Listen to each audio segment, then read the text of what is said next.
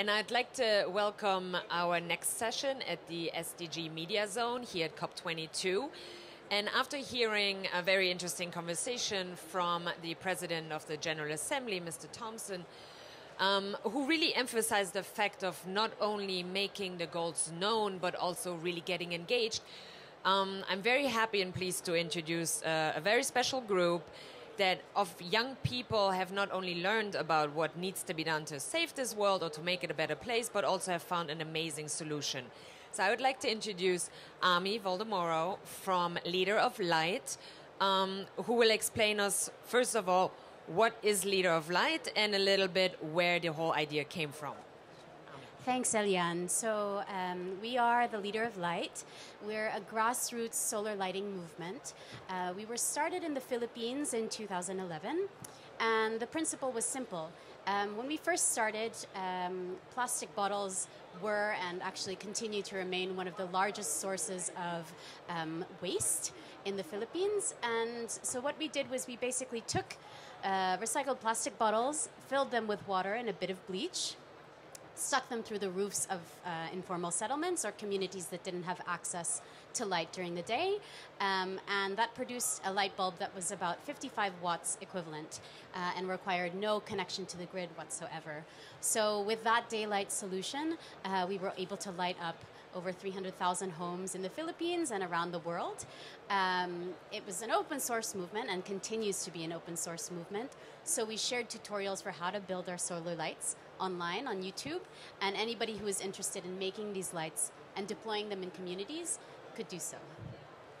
Wonderful. And maybe just because I know a little bit of background of how this works, so besides just building the solar bottles, how did you go about actually installing them in the communities, finding the bottles? If you could explain a little bit about the process, because it's an amazing, innovative and very sustainable way on how you guys actually set up the whole system.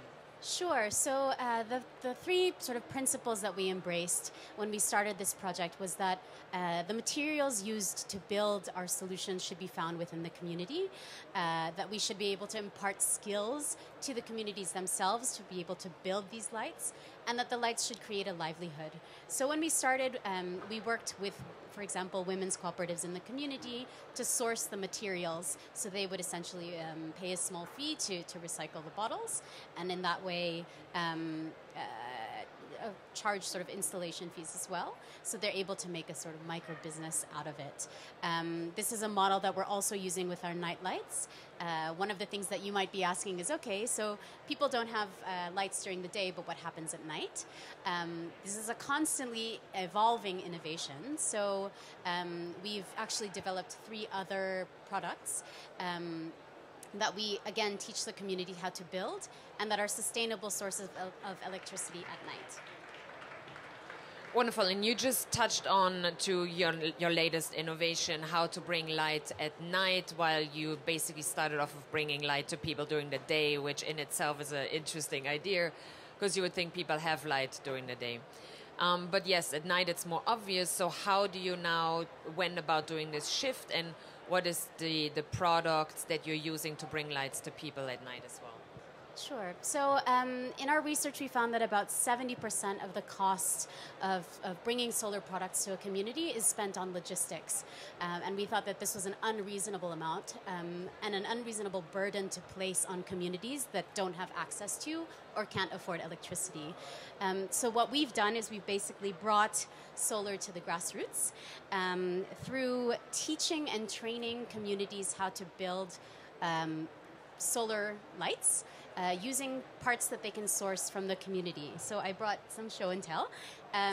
This is a simple circuit that we teach women's cooperatives, people with disabilities, youth volunteers, corporate volunteers how to build. It connects to a rechargeable battery. Again, we use recycled batteries from cell phones or mobile phones. That battery is in turn charged by a small solar panel. So during the day, the device will charge, and at night, you've got a sustainable source of electricity that you can bring around or keep in your house. The interesting about that is the vessel for these lights is something that a lot of you might find familiar. This is a traditional kerosene lamp that you'll find in many parts of the developing world. Obviously, kerosene is one of the most dangerous forms of electricity in that when you burn it, there's a possibility for harm to children or women and fires. Instead of using it for its traditional purpose, we've basically repurposed it, just as we repurpose the plastic bottles, and we've converted this into a solar light. And so I guess this is also part of the whole process. You're teaching how to create the solar lights and then how to install them in the kerosene lamp, transforming an old tool into a new innovation. Correct. This is wonderful. And I know that because you put your tutorials online, it has also been picked up by others around the world that have taken on the initiative. If you could give a couple of examples of projects that currently exists around the world? Sure. So as I mentioned before, we are open source. So we've basically put up video tutorials on YouTube for how to build our three main technologies. The first is the solar reading lantern that I showed before. We also build street lights with a community and a house light with a mobile charging station that people can use to charge their cell phones. It's also an opportunity for small businesses to create a new source of income by charging a small fee for using the mobile charging station. So since we've put these videos up online, we've grown from being in the Philippines and a few countries to over 30 countries around the world, including Colombia, Brazil, where we were recently awarded with the St. Andrews Prize for the Environment. But we're also here in Morocco. So we're partnered with a local association called Association Shams, based out of Safi, and we're working together to identify communities that don't have access to affordable or clean electricity, and working with them and training them on how to build our technologies.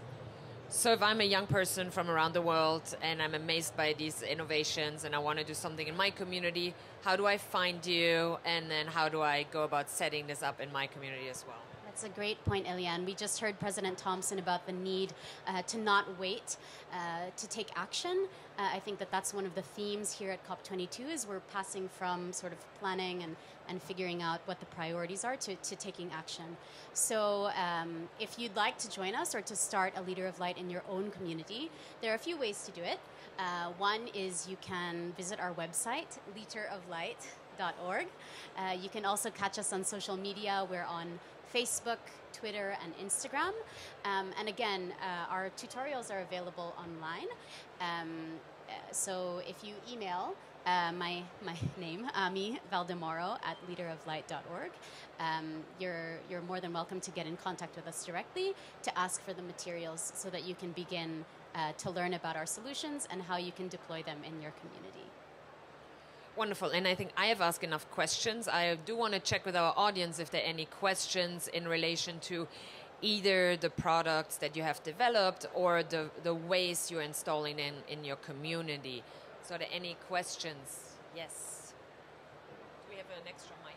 I think this one, yeah. Thank you. Thank you so much. And really interesting work at the grassroots level. And I wanted to ask you about a little bit of sustainability and measurement of the outcomes. I am sure that you guys have the methodology and the impact that you are doing on the SDGs, especially in access to lighting and energy. But how do you measure the sustainability from the operations point of view? Like, how do you do the follow-up that technically those solutions are sound, are working with the communities?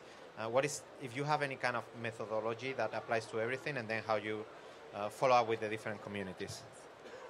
Sure. So I think sort of measurement of public goods is always a bit of an interesting concept. I mean, you can obviously measure how many lights you've installed, how many families are beneficiaries of a light, estimations about our street lights and how many families those are affecting.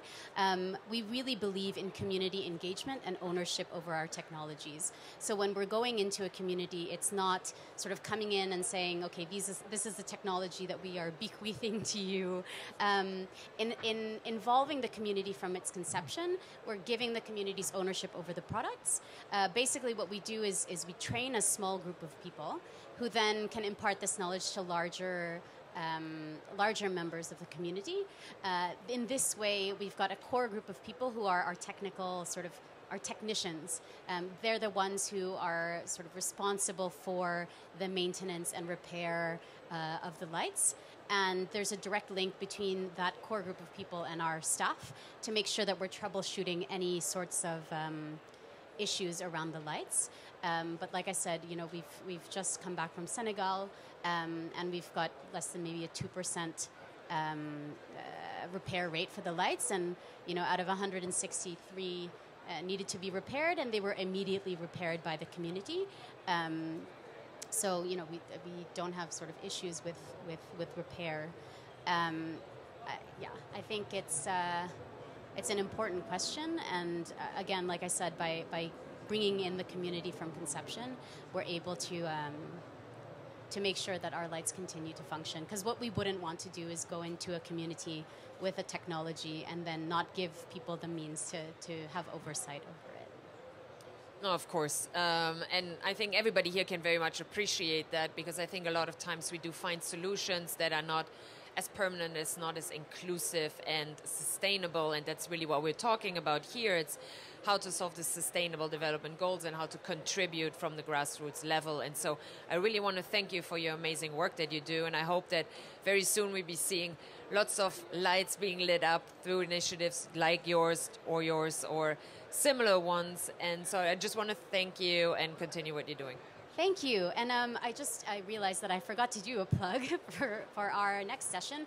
Actually, if you are here at COP and would like to learn more about our lights and our technologies, we're actually having a talk tomorrow at 1 p.m. in the Green Zone. I think it's in the Bois Greg room. If you'd like to come and join us and learn a little bit more about the technology. So thank you very much, Eliane. Thank you.